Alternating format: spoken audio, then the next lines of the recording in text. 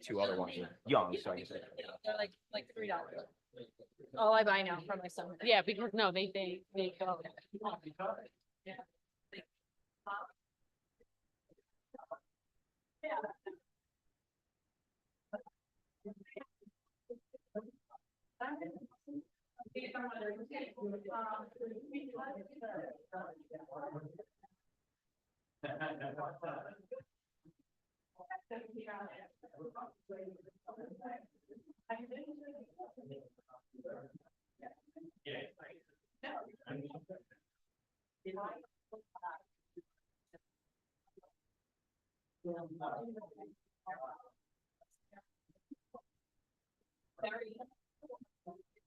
It was good. Oh yeah, we do leadership and good.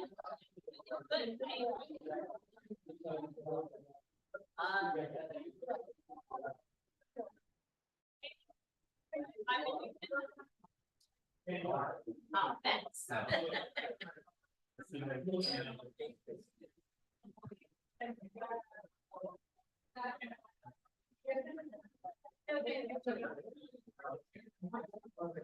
You look like you've been in the sun, Pete. You look like you've been in the sun.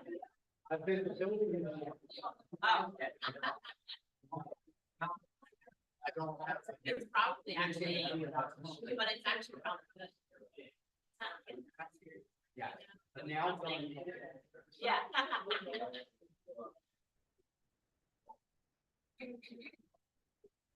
It's cool.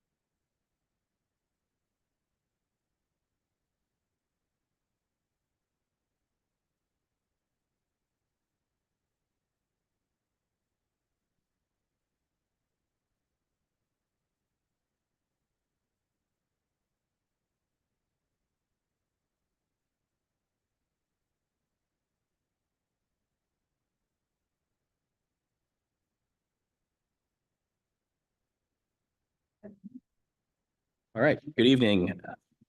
I'd like to call to order the special meeting of the Morristown Township Board of Education. This meeting is called in conformance with the Open Public Meetings Act with adequate notices provided in the Courier Post and Burlington County Times on July 14th, 2024. May I please get a moment of silence?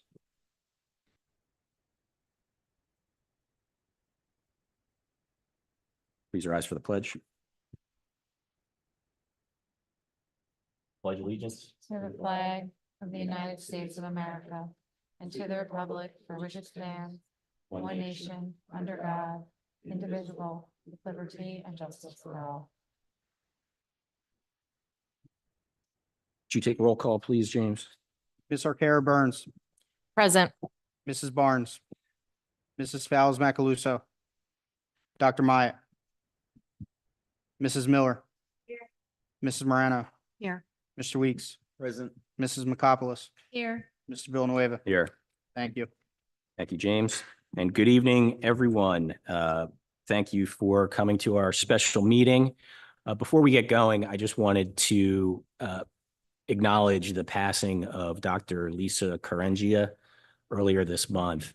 She was the principal at South Valley for at least 20 years. I didn't have the fortune of knowing her when she was with the district, but in all that I've heard about her and read about her, I know that she was a phenomenal asset to the district. I'd read that she had a unique talent of very quickly knowing the name of every student in her building, within the first couple of days of school, and took a lot of time and effort to connect with the students and their families and the staff. So our condolences to the Caringia family, and our thoughts are with them. So we usually don't have meetings in July. We typically have our last meeting of the school year in June, no meetings in July, and then we start back up in August. And so why are we here tonight? And Mr. Bollendorf and others are going to get into the details of why we're here tonight. But from a high level, we are planning to have a capital referendum vote in the March of 2025. And there are a number of deadlines that we have to comply with to make that happen. And again, Mr. Bollendorf and others can get into sort of the specific timeline. But one of the steps in the process is the district's submission of plans to the Department of Education. And that is so that they can consider what and how much the state will reimburse us for costs associated with the project. And so the meeting tonight is to review the current state of affairs, what the plans are, and then the board will vote on submitting those plans to the Department of Education for their consideration and approval. We are not voting on specifically what will be set forth in March of 2025. This allows us the opportunity to show the state what we plan, see how much they'll reimburse us for, and then we can continue to have conversations amongst ourselves and with the community about what the final project will look like that's presented to the community for a vote in March of 2025. So that's why we had to have a special meeting tonight, or within either late July or early August, because we need to get those plans to the Department of Education in August. And so while I'm sure we all have summer plans that we would rather be doing, I thank everybody for spending a lot of time in the last several months, and particularly this summer, in evaluating what the plan is going to be. So with that, I will turn it over to Mr. Bollendorf.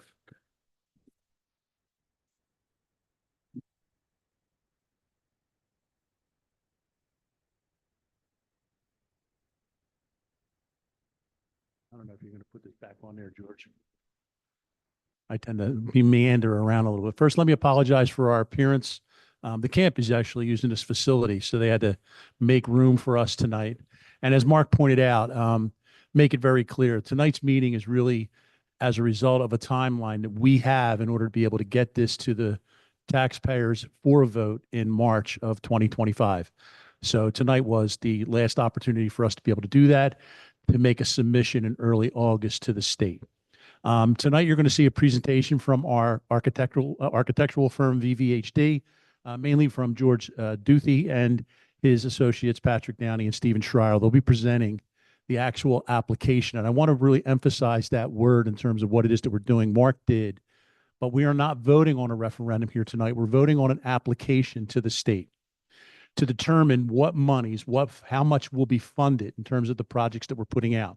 So the way I think, and I think most people would think this way, it's really incredibly prudent for the board to send as many applications as they can to see what we're getting back in exchange for those.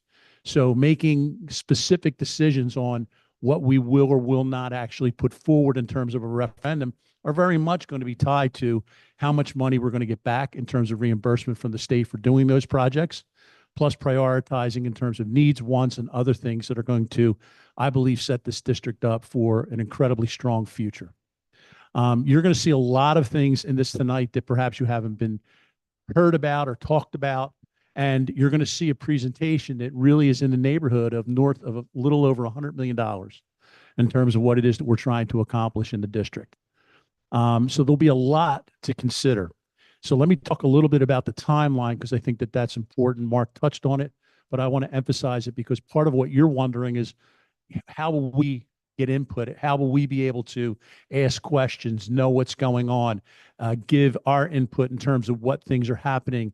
So from this point forward, once this application goes out, we'll know what things are in the application. So starting to have the conversation on what it is that we're trying to do or strongly considering doing, of course, based on information coming back, are real conversations that can be had for this board and for this community to make determinations as what matters. What is it that we need? So let's talk about the why. Why are we here? Well, 18 months ago, and those of you that are regulars here heard this before, but it bears my reiterating the story because questions come back even after the fact on things that I thought that I talked about already. But so it bears repeating because it matters. 18 months ago when I came on, we were faced and confronted with the notion of more student population coming into Morristown as a result of building that has yet to happen, but is going to happen. When I looked at that prospect and started to analyze things that were happening in the district, after about 6 months, I was able to report back to the board that your pressing issue is already here. It exists currently. Why does that exist? Well, when I look at student population at the elementary level of 25 kids in first and second grade, with kids being sent to not their neighborhood schools because there's no room in their current grades for them to go to the school for which they live, to having kindergarten classes of only 22, up to 22 kids, and many of them are at max, is well beyond best practice in terms of elementary education. For a district like Morristown, who's considered one of the best districts in the state of New Jersey, that was astounding to me that that's the situation that we were in. So when I started to look at that situation, why? Well, the reality of it is that the classrooms are filled. There is no empty classroom sitting somewhere that we could divide and hire more staff so we could lower class size at those grade levels. It just didn't exist.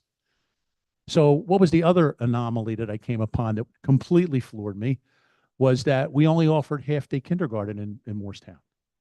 That the folks that are here full day are paying tuition in order to keep their children in a full day program. And that's at a much lower percentage than the total number of kids that could actually come to full day kindergarten in Morristown.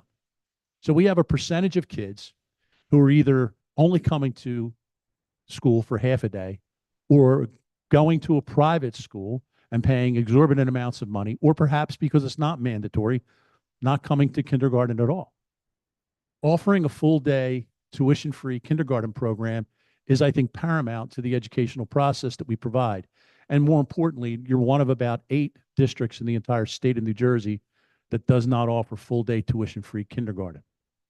Now, you've heard mentioned, and I want to make this very clear because one of the things that we also learned is that if this community ever decided that they wanted to explore the notion of expanding preschool education, there's an expansion grant that is offered by the state of New Jersey, and it's quite lucrative. But Morristown's not eligible to apply for expansion grant because they don't offer full day tuition-free kindergarten. That's a precursor to being able to do that.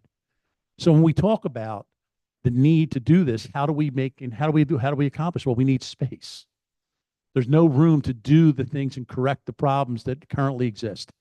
And if the truth of the matter is that expansion through pilot programming and other housing projects that are going to happen in this community over the course of the next few years, then that's only going to exacerbate what is already an existing problem.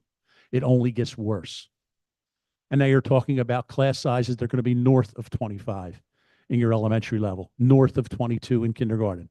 It's really, truly not an acceptable number for a community of this ilk. It's just not. So how do we get space? So then we look at programming.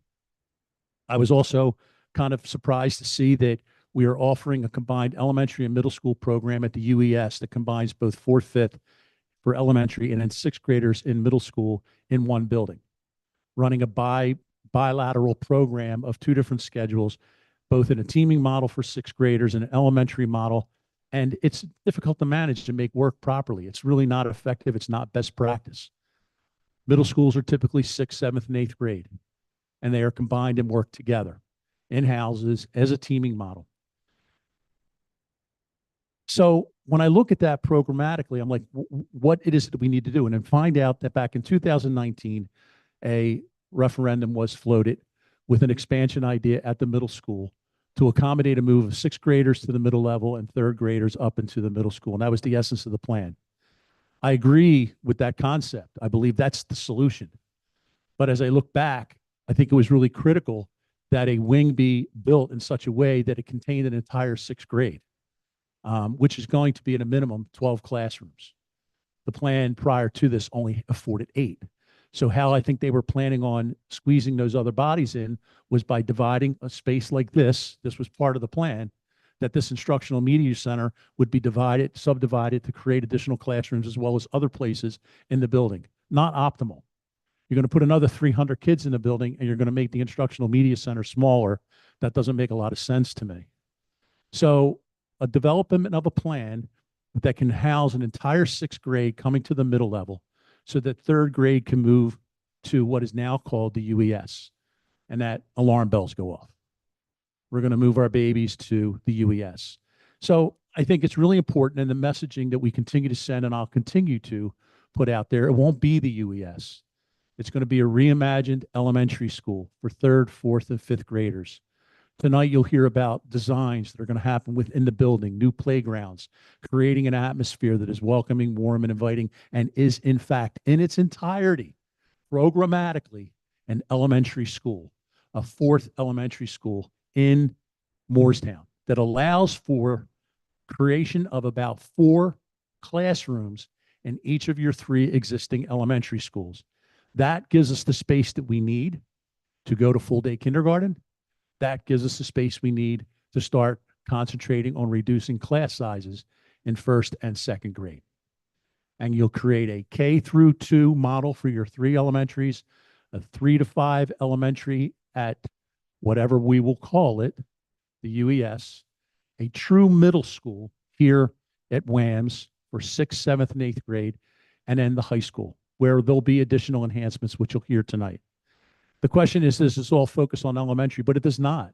It goes well across the board and well across the spectrum in terms of the things that we need. People have asked the question, well, how are we going to staff this? What are we going to do? Are we going to like kill other programs in order to be able to rob Peter to pay Paul? The answer to that is no. In fact, part of this plan you'll see is about moving our buses, moving our operational department to a brand new facility that will reside out in and out of the way at the UES, so that we can recapture what was originally instructional space in the high school so that we can create other programs like AI. In fact, we're looking very specifically into artificial intelligence as a creation, as an elective program of choice for our students as part of our STEM program in time moving forward. So what we're interested in doing is being smart, making sure that we are putting enough kids in every single class, and then budgeting effectively over the course of the next few years in order to add to the staff that will be needed in order to be able to expand and provide smaller class sizes and more opportunity in the way of full day kindergarten. That's the essence of what needs to be done and why it needs to be done. But then we take a look at our facilities. We see that we have room for improvement in very many areas, which you'll see tonight. So in the area of roofing, HVAC, we talked about some of the problems that we have with HVAC with outdated equipment, the need to update that, the locations of our univents, which are outdated and poorly located, moving those to a lot of rooftop units, replacing univent units where they can be replaced. A lot of that information is in here. And then expanding our parking, expanding our athletic facilities, and really creating an atmosphere that I believe with all my heart will make Moorestown the #1 school district in the state of New Jersey on every level. This will be a place where people want to come to, be a part of, all right, raise their children in, and it will only go up tenfold in reality in terms of what it is that we're trying to do to take the district to the next level. So I speak very passionately about this. I've spent my life as an educator. I feel very blessed to have had an opportunity to be here in Moorestown and be a part of this process. And I will continue to be here at least through December, if not longer, in one capacity or another to continue to promote this whole notion, because I think it's time. I appreciate the support from the people who have lent it to me. And with that, because I know I can be a little long-winded, I want to turn it over to George and his team. Thank you. Good evening, everyone. So I'm George Duthie. I'm a principal with FEHD Architects in Trenton, New Jersey. I have Steve Schreier, a senior associate with me. He's been working with the project with me. And also Patrick Downey is here from Dynamic Traffic. So I'm just going to kind of go over tonight where we are today in terms of the planning for the various projects and how we got here, okay?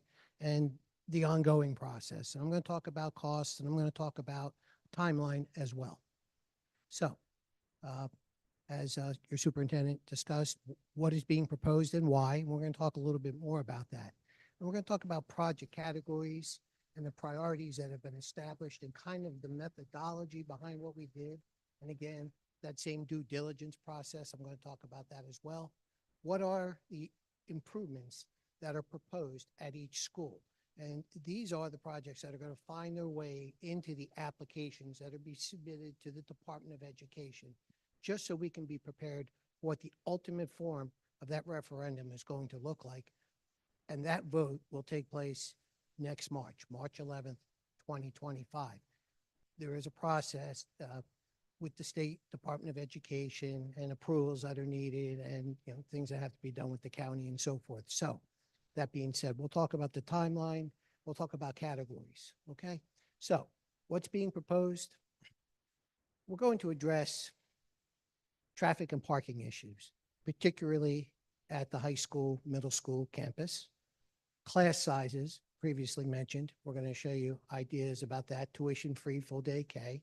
And we're going to address an important topic, aging infrastructure and critical building systems, which are composed of things like HVAC, security systems, fire alarms, things like that.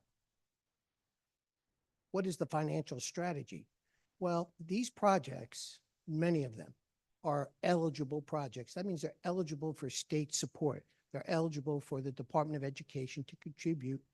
It could be a significant cost, up to 40% of the cost of some of these projects or portions of these projects, okay?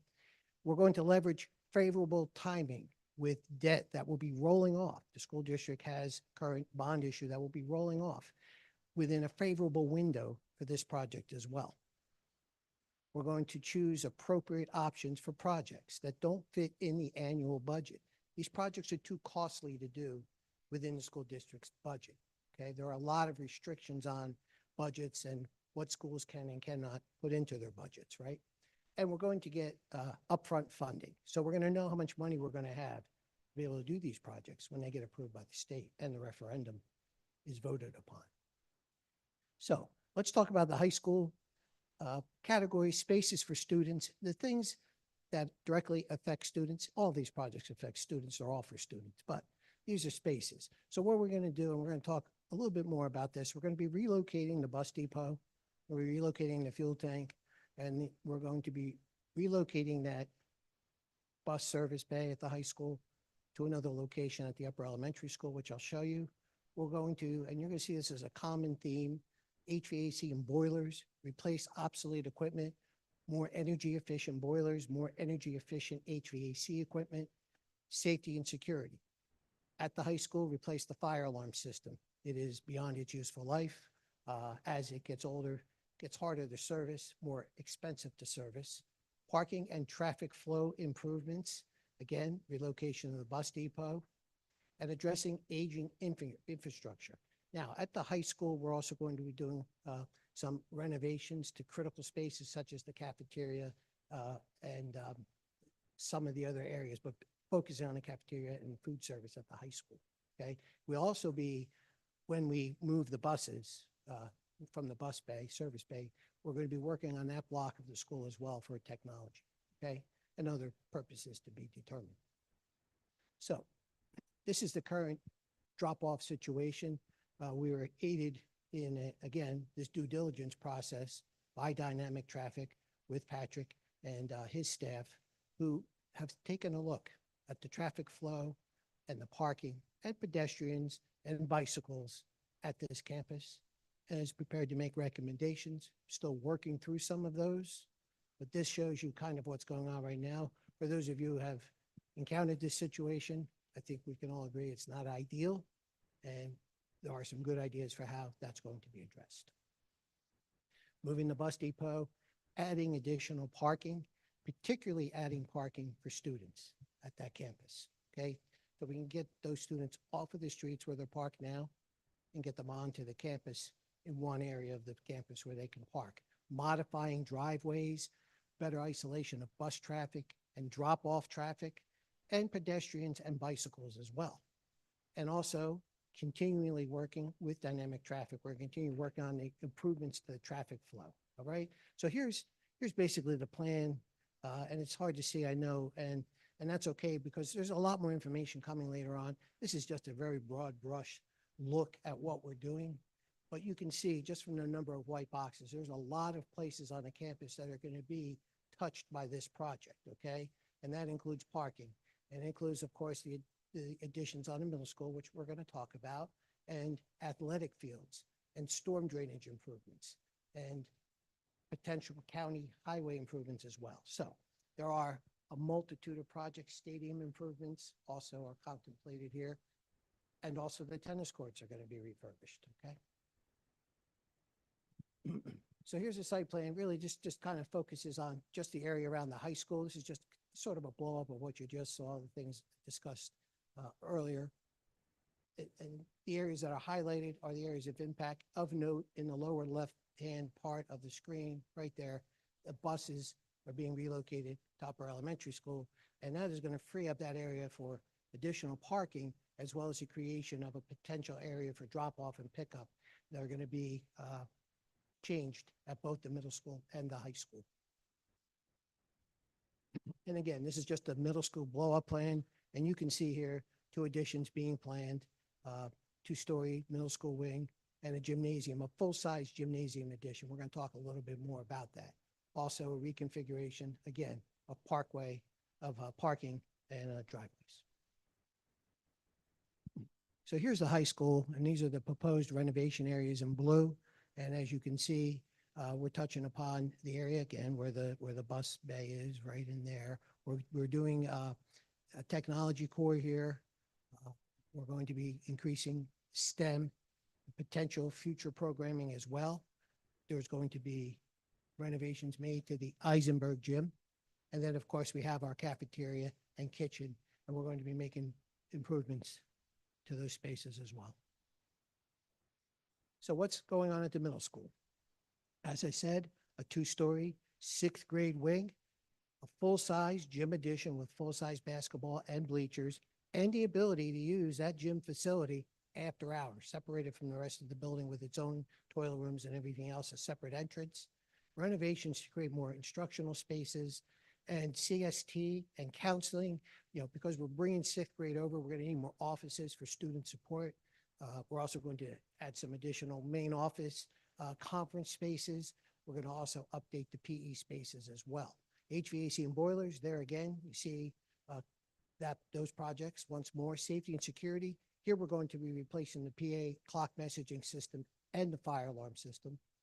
Parking and traffic flow, which we sort of talked about already. And then just some work on the outside of the building, some limited amount of repairs on the outside of the building on the brick with sealants. So here's the middle school, and you can see this is the 2-story wing, 1st floor, 2nd floor.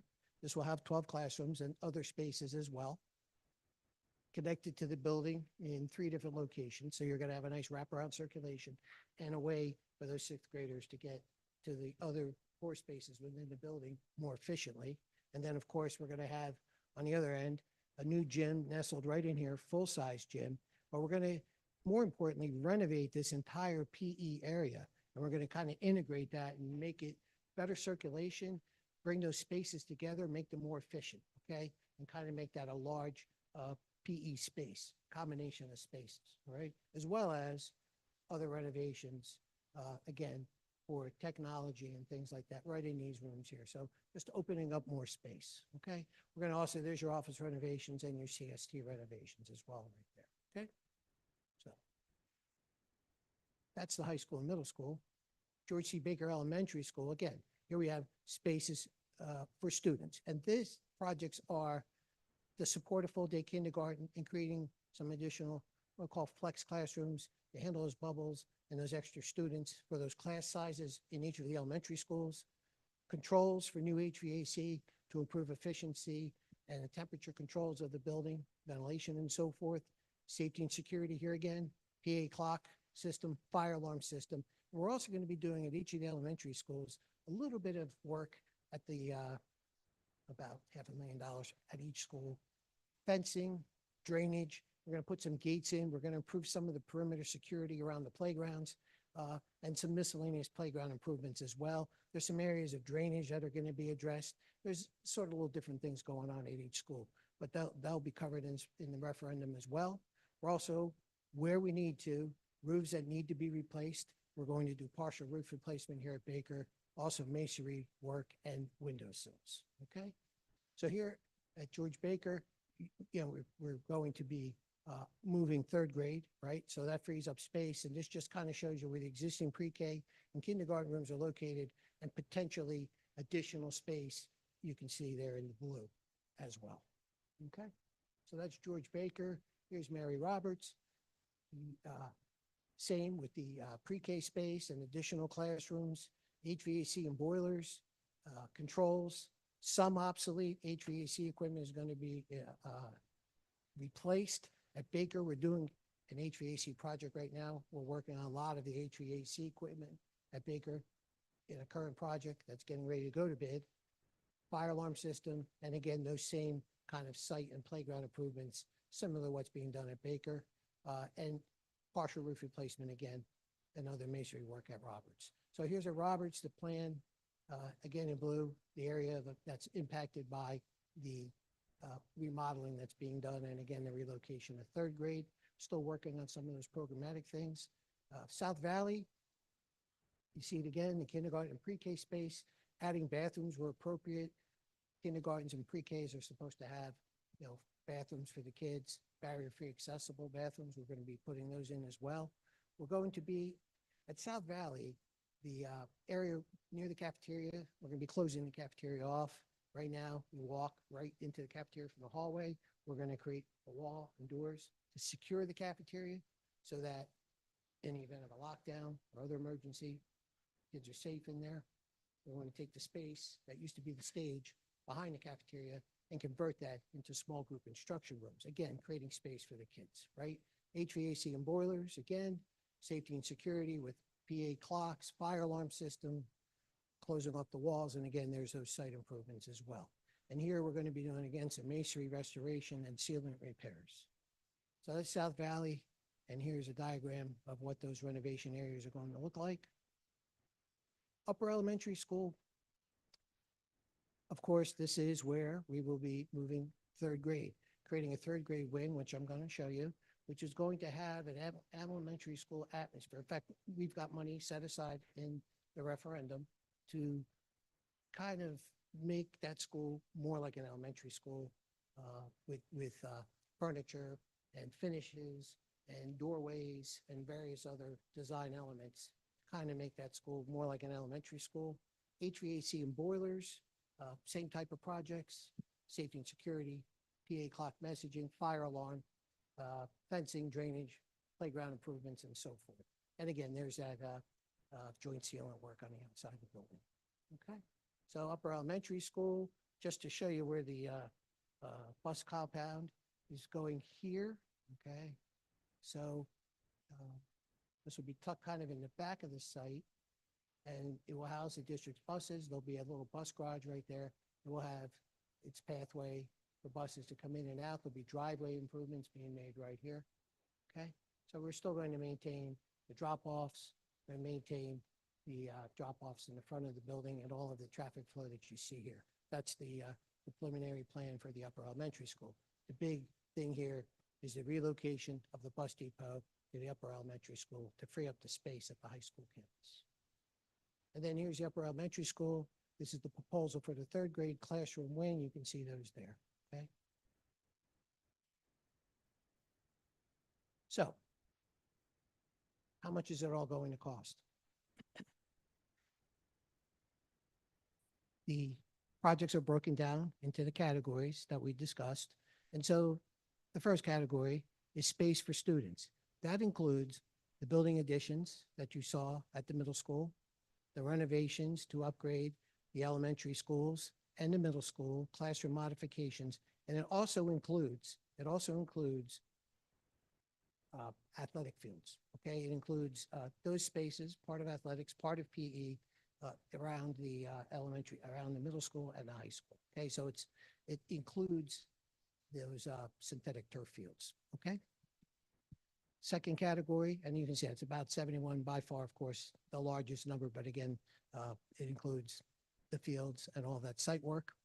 71.5 million, addressing the infrastructure, the boilers, the roof replacement, building integrity projects, the HVAC equipment, about 17.5 million, the safety and security projects, which you saw earlier, fire alarms, PA messaging, clocks, about 8.1. And then you can see the campus expansion of the parking and the middle school, traffic flow improvements, and relocating the bus depot, about 13.3 million, for a grand total just over $110 million, 110.3, okay? 0.5, 0.4. All right, so where are we with the timeline? Well, one of the things we've done is a lot of due diligence. These projects, we did a lot of research. We had a lot of meetings, walked through the schools, had traffic studies done. A lot of work has been done.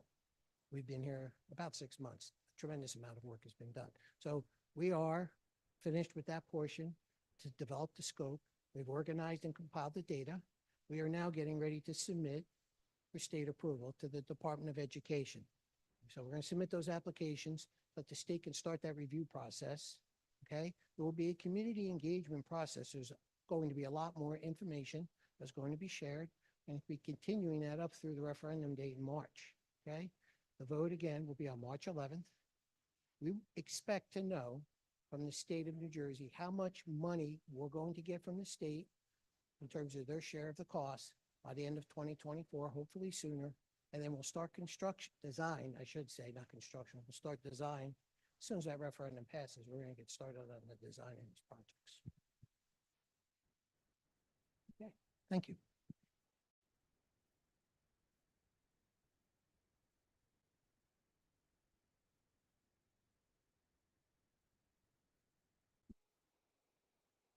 So let me just kind of bring it to closure, and there will be an opportunity for questions from the audience. I'll turn it back to Mark at that particular point in time. Turf fields is probably the first time that you've actually heard that.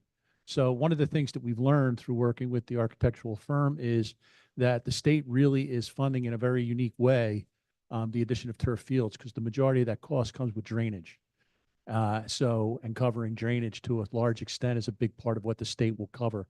So it's worthy to look into what we can get in exchange for that. And what we're looking at is the four turf fields that would go out on Bridgeboro Road in that complex, and also the addition of a turf field directly behind the high school, which is a soccer field at this particular point in time. They would be lighted. We would see great value from both a physical education perspective and the utilization of those fields. But in terms of far and wide community use beyond the high school, we think that they would have tremendous value. So how they would go out and what portion they would go out, there'll be 3 applications related to those fields, 2, 2, and 1, 2 fields on Bridgeboro, 2 more fields at Bridgeboro, and 1 field behind the high school. In order for anything to make it to the finish line as it relates to a referendum vote, there has to have been an application. So if we don't apply, we can't add it, but we can choose not to put something on. So getting feedback as it relates to that's going to be very critical to what we're trying to do. Once again, reiterating, all the board is being asked to do tonight is approve what it is that we're actually applying for from the state, not the actual referendum. That'll happen likely at its earliest, the end of November, but more likely December, when all this comes back and we get it out in front of the board and with the community in terms of it being finalized. But up into that point, there's going to be widespread community engagement. In fact, I already have meetings scheduled at the library on August 22nd at 10 a.m. and August 29th at 7 p.m. that was set up graciously by the home and school of Roberts School. I don't know who's coming. I know it's going to be parents, but I'll be there to answer questions, to talk about the referendum and engage folks, get their thoughts and ideas. I would sure that if a lot of young parents are there, their main concern is going to be, what about my 3rd grader? And I'll be prepared to answer those questions as best as I can to try to put people's minds at ease that it's going to be okay. The website, I really want to shout out to Sherry, who, has really been very helpful along with her firm, helping us out, really helping us where there'll be a letter that will go out to the community tomorrow after the vote to make people aware of where we are and what it is that we're doing. But the website that we have connected to mtps.com really is the hub of information. And soon you're going to start seeing up there my face doing Q&A videos, taking questions. We know what the questions are. You've heard me address them here. We're trying to keep them out there where people can visit and go and look and just not read about it, but hear about it, see somebody's face. Because as I said before, I think there's a lot into the communication when you're talking about something and not just simply reading it. I think I actually covered everything that I wrote down to make sure I said. That's pretty impressive. Presence at back to school night. I will be, I know some of our board members will be. We want to be there just if people want to come up and ask questions and talk. It's really important for us to have our face out there for people who have those questions. I know that on those nights, people are focused on their children. They want to learn those, but for those that want to engage, we'll be there in order to be able to do that, plus other opportunities for engagement.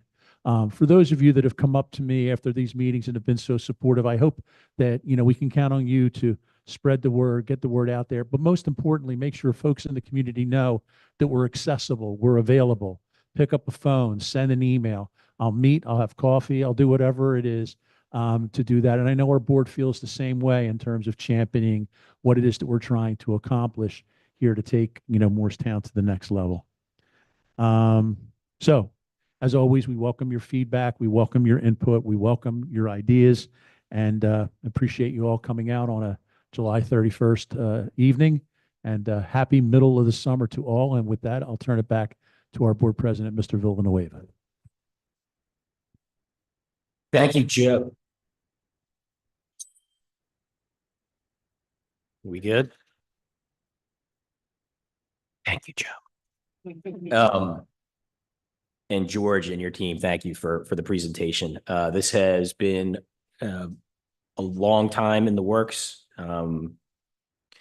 We've spent many months, and James, Mr. Heiser here has really dug in and done a lot of legwork in terms of gathering information from various stakeholder groups and getting this project to where it is today. So thank you to everybody that was involved in putting this together. And so why don't we open up the floor for the board for any comments or questions about the presentation. And I know we've had a lot of internal meetings, so I think a lot of our own questions have been addressed. There certainly will be more as we move forward, but I want to just pause and give an opportunity for any comments. James, I just had a quick question. There was a issue kind of outstanding about door locks, whether they were going to be in or out. Did they make it in or out? Or are we not sure yet? The door locks were removed from the overall plan in lieu of some other measures that we can put in place in the intermediary to fix the issue. Mark, I was just looking, we only had like 4 people watching remotely. I know that we post the recording on our website. Can we do something more proactive to kind of maybe send a link to the board meeting to the community? We can put a link on the website to the meeting so people can see it. And I think that we've been doing that pretty much on the regular. So we'll absolutely put that out tomorrow. Okay. And I'll add that to the letter unless it's already been there. I'll add that link to the letter as well. That will go out to folks.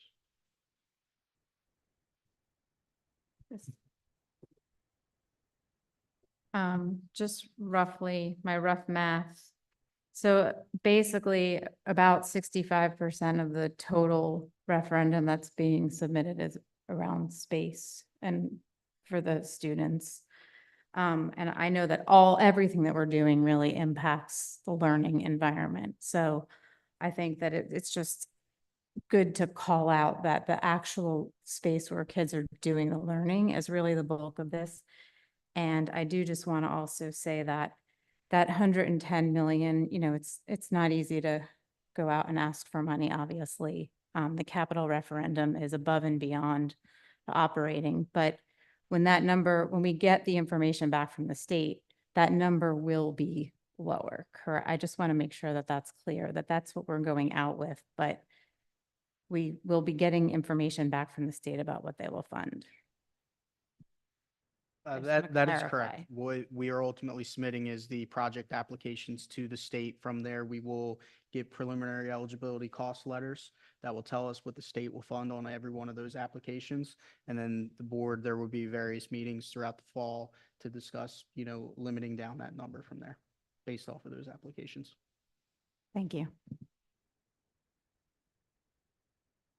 So Charles, just to follow up though, just as so clear for understanding.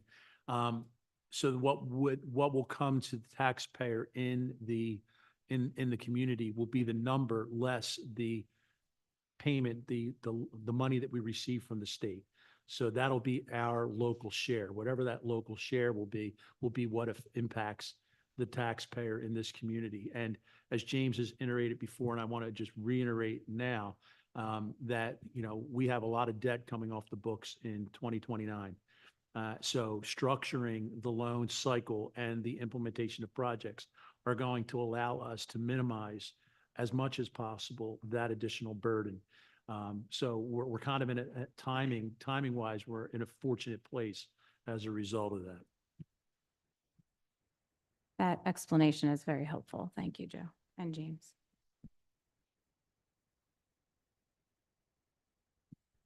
Could you speak, I know you covered it in both presentations, but I think it's worth repeating. If you could speak a little bit more about moving the bus depot, how that will impact our parking, and sort of some of the ideas that we have about traffic flow and sort of what the state of affairs is with respect to traffic on this campus now, and what we hope to accomplish if the referendum is to pass. Yeah, absolutely. And I think Patrick will definitely be able to tag in here with additional details. The bus depot and the relocation of the bus depot is huge. This campus has a lot of challenges related to this campus, whether it's state-approved open waters, whether it's wetlands behind the administration building that we've had tested. Any view that we looked at on this campus to gain additional parking was very, very challenging. And it became very obvious when we looked back at the 2019 referendum and we saw, the addition of trying to add an entrance and exit through the bus depot while still leaving the bus depot in place. That would have been a very, very challenging plan to navigate if that thing actually operationalized. So by removing the bus depot from there, it adds, number one, additional parking, which we have an issue with, but it also allows us to add an additional entrance, ingress, egress further down from the current egress that allows us to get more cars onto our campus and gives us the ability to improve our traffic flow on this campus. And Patrick, I'll turn it over to you if you have some additional comments there.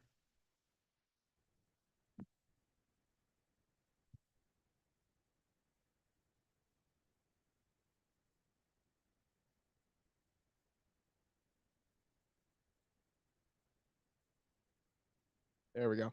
Yeah, I think that was a great introduction. I think, like you said, the elimination of the bus depot is the most significant gain of space for additional parking. I know currently there's insufficient parking to really accommodate all the users that would like to park on site, between staff, seniors who drive and park, and then juniors who come of age throughout the year. So we're still developing the plans, but based on the removal of that bus depot and additional parking opportunities, there's a significant increase of parking available in the future condition, enough to accommodate all those users. And along with that, we've been involved to assist the design team throughout this due diligence process and observe traffic flow conditions during the school year at the existing site.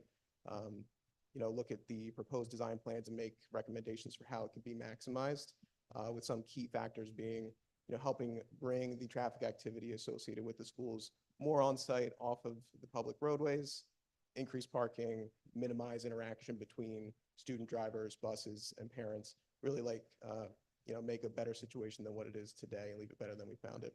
So a lot of things still in play that need to be worked through. but there's a lot of room to work with on these sites compared to some other schools that we have worked with. There's a lot of opportunities to make things better. So while we're on the subject, maybe we could talk a little bit about the efforts made in the design to minimize the impact of having the bus depot at UES, both in terms of the functionality of the open space where it would go and the remaining open space and the, I guess, access to the space, and then also the impact around with the surrounding neighborhood. Absolutely. In terms of vehicle circulation, without significant site improvements, where the buses associated with the depot would need to travel would travel through where the parent drop-off and pickup opportunities exist. We wanted to really minimize that interaction and help reduce the activity in the rear of the school. It's used for the parent loading, it's used for other student activities, and the buses associated with the depot are not necessarily coinciding time-wise with the activity of that school itself. So to go along with that, we're looking at the opportunity to convert the access Board Landing Road to full movement, allowing those buses to go to and from the bus depot freely without crossing at all with the activity for upper elementary school.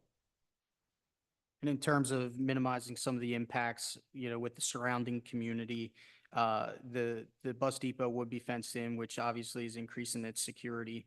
We've had issues with that in the past.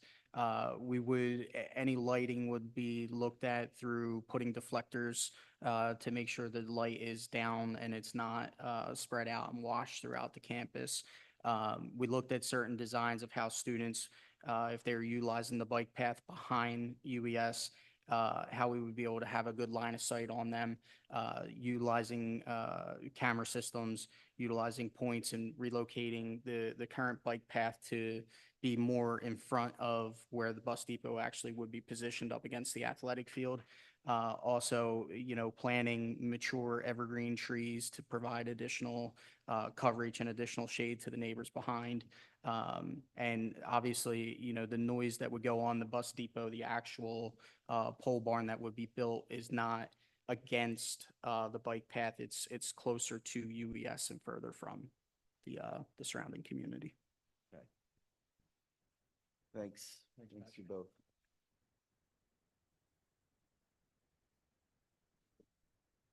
Okay. Well, as we've talked about and as Joe highlighted, there is a lot to be done while we await to hear back from the Department of Education, assuming the applications are approved tonight. And we want to engage and hear from people. We want to hear from the community about, their thoughts on the project so that we can consider what it is that will actually be set forth on the referendum vote. So much more to come. So thank you again to everybody that's gotten us to this place. We only have one public comment section tonight, and so we're heading into that area of the agenda. So this public comment section will be for anything on or off the agenda. Please limit your comments to 3 minutes, and it's not necessarily a question and answer session, but obviously we want to have some flexibility as we're discussing this subject. So can I please get a motion to open public comment? So moved. Second. All in favor? Aye. Okay. If you'd like to make a public comment, please take the microphone, state your name and address, and the floor is open.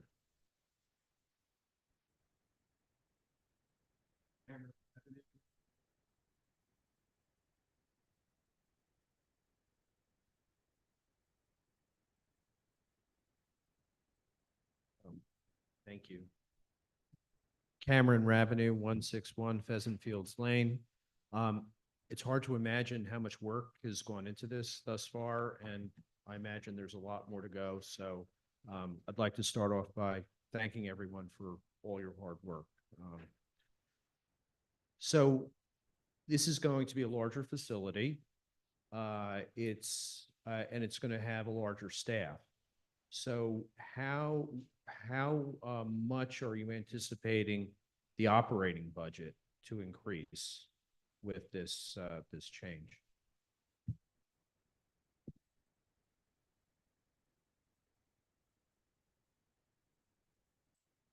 I see it as a minimal expense as it relates to that, and I think it's more related to our desire to go with full day kindergarten and, reduce class sizes at the elementary level. You already have a sixth grade faculty that would move with their sixth grades to here, as well as third grade teachers moving to the UES with the third grade. So it's minimal impact as it relates to that particular aspect of things.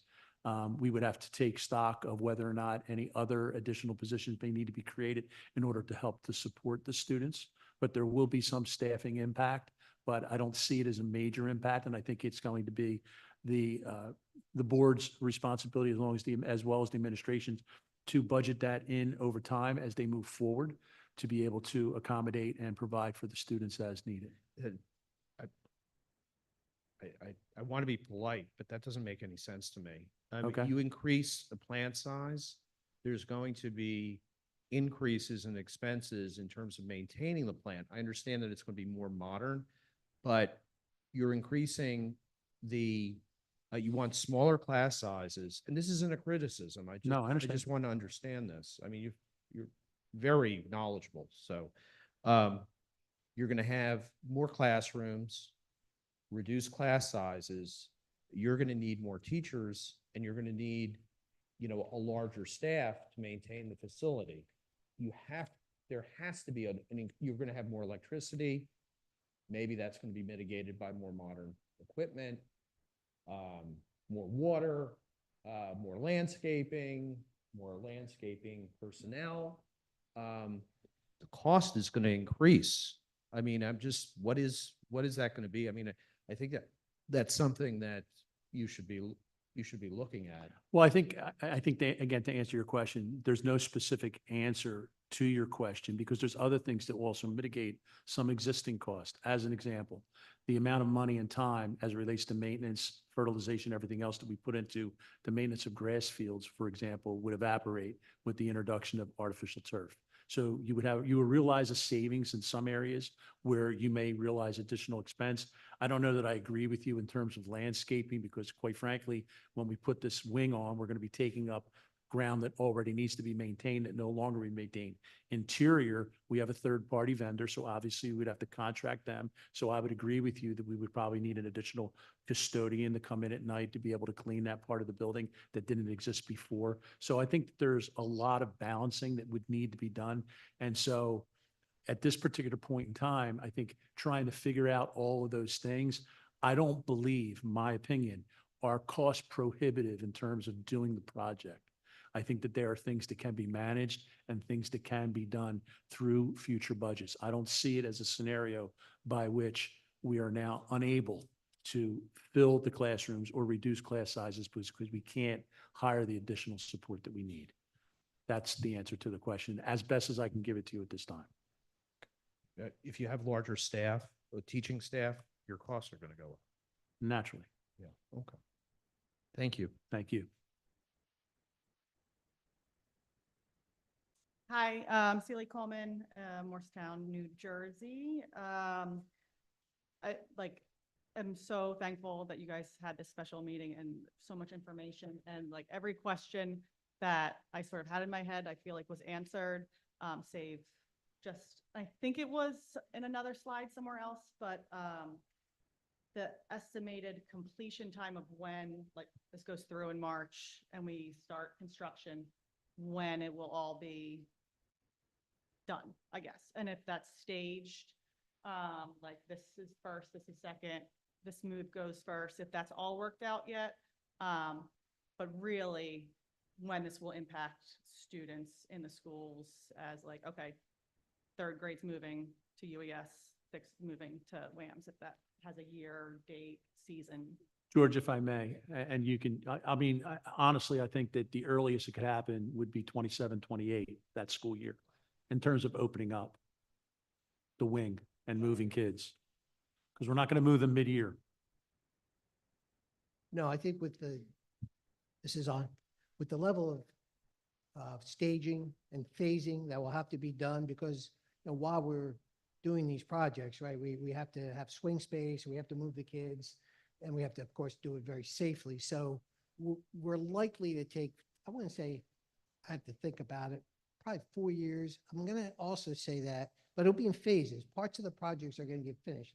For example, we want to create swing space, right? So we're gonna probably want to finish those new additions, so we have some space to put the kids in before we embark on renovations. So I would see that. I also see as an issue potentially lead times. Some of you may have heard of like all of the shipping delays. Well, they're still in construction, very much alive. We still have a lot of delays. So I want to make sure we allow enough time for procurement and to get all of the things that we need to do. And there's still things we don't know right now because we really haven't designed anything yet. So there could be infrastructure things we're going to have to deal with as well. And we have to be mindful of the impact that those projects have. Some of the projects like roofing, you have to do them during the summer. You really can't do them during the school year. It's not safe. So fire alarms, they need to be done even in the evening times or also in the summer. So I'm going to say 3 to 4 years. I'll be able to give you a much better answer soon.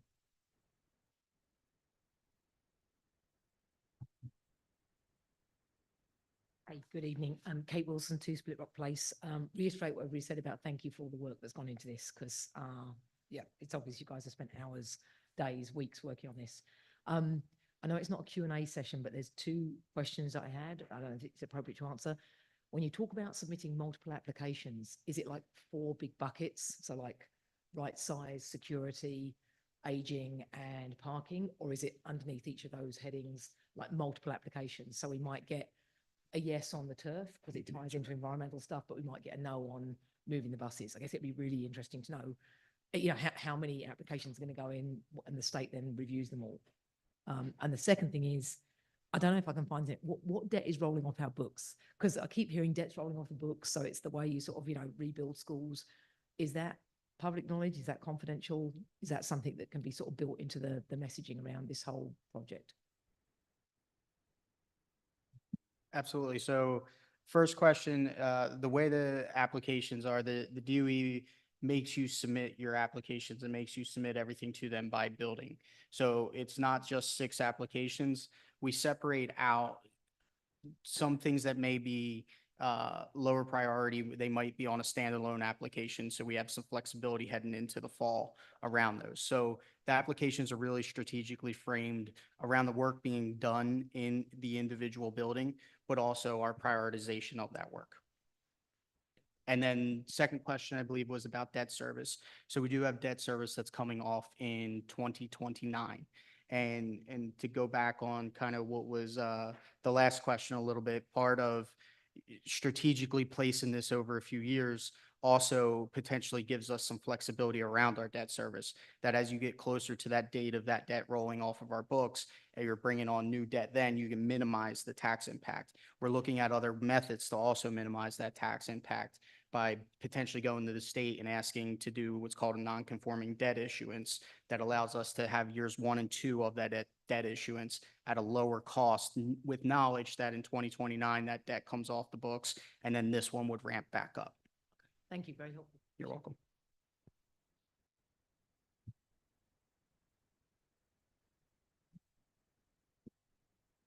Okay. Well, thank you for your comments. I don't see anyone else approaching the microphone. And so could I please get a motion to close public comment? So moved. All in favor? Thank you. Moving on to our single action item for the evening. Mark, can I? Sure. James, maybe can you clarify what that older debt was for? Was it a previous referendum or was it? Okay. Absolutely. So it was for a previous referendum. One of the things that we did in this process is obviously we looked at the 2019 failed referendum and what was being accomplished in that 2019 failed referendum. That 2019 referendum was 10 years away from the 2029 date. And when you look at that, it didn't include and it didn't encompass things that may have been done in that 2029 debt issuance. So we took a full look at that 2029 debt issuance and some of the things that were done, including roofs, including HVAC, all of the infrastructure needs that when that note was a 20-year note, those units are now 20-plus years old. So we did incorporate that into this to address the aging infrastructure. Okay. Item number 9 on our agenda is a resolution authorizing the submission of referendum project documents to the New Jersey Department of Education. And so I'll just read this into the record. So the resolution of the Board of Education of the Township of Morristown and the County of Burlington, New Jersey, approving the referendum project documents listed in Exhibit 25-1 to be submitted to the New Jersey Department of Education. Be it further resolved that the district's architect, Freytag, Vise, Hopkins, and Duthie be authorized to submit the listed projects to the New Jersey Department of Education for approval on the district's behalf. The district will be seeking debt service aid for the referendum projects that are being submitted to the Department of Education. Be it further resolved that amendments to the long-range facilities plan by Freytag firm will incorporate the above projects to be approved. May I please get a motion for approval of the resolution? Second? Any comments or questions? Okay, this is a roll call vote, please. Ms. Arcaro Burns. Mrs. Barnes. Mrs. Fowles Macaluso. Dr. Myatt. Mrs. Miller. Yes. Mrs. Morano. Yes. Mr. Weeks. Yes. Mrs. McCopolis. Yes. Mr. Villanueva. Yes. Thank you. All right, is there anything for the good of the order? Just, I did want to recognize, I really do appreciate Mr. Rabineau's questions. I'm on FNO with Nick as chair and involved, and I think those are very important things to flesh out, and hopefully we can get more specific answers once we know what's going to be included in the final referendum. Thank you. Anyone else for the good of the order?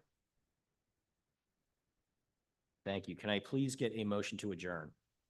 So, second. All in favor? Thank you.